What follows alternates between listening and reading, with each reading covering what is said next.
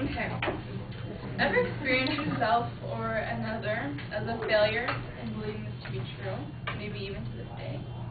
Okay, I'm not going to have any hands. That's personal. But that would be an example of a schema. Schemas, my claim is that schemas can be detrimental to ourselves and others, our opinions about them. And they're almost impossible to break. And meaning, like, the way we look and interpret ourselves and others can affect, can hurt, like, our self-esteem, as well as affect our relationships and families.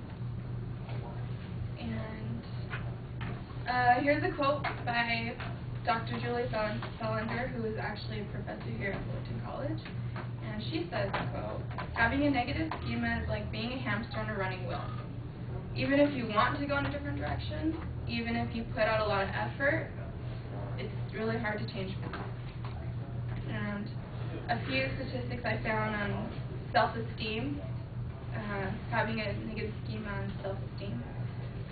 One of them is more than 1/3 of girls with low self-esteem believe that they are not good enough daughters. And I thought that was pretty interesting, having schemas about themselves, thinking that they're not good enough for their parents, maybe because they don't reach their expectations, but they believe this to be true. For boys, recent years have a significant increase in body dysmorphia in teen boys.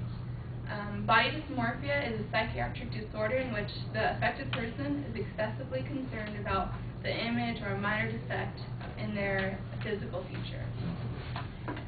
So, for an example, to understand a few things, self-esteem is a thinking disorder, so it's just as a schema, and that's when you can view yourself as inadequate, unworthy, unlovable, or incompetent.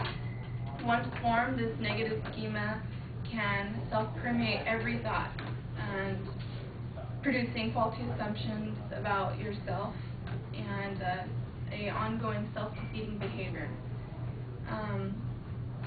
When one has these schemas about themselves, for example, unlovable and uncertain, for example, Princess Diana, we all know her, went through just these.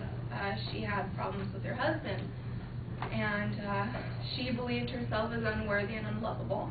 And from this, she suffered eating disorders as well as depression. And in conclusion, schemas can be harmful to anyone, family, friends, even the effect of it from you to another. And they're not easy to rid of, but the best thing to do would be aware and try to understand the situation, and that's the best way you can overcome it.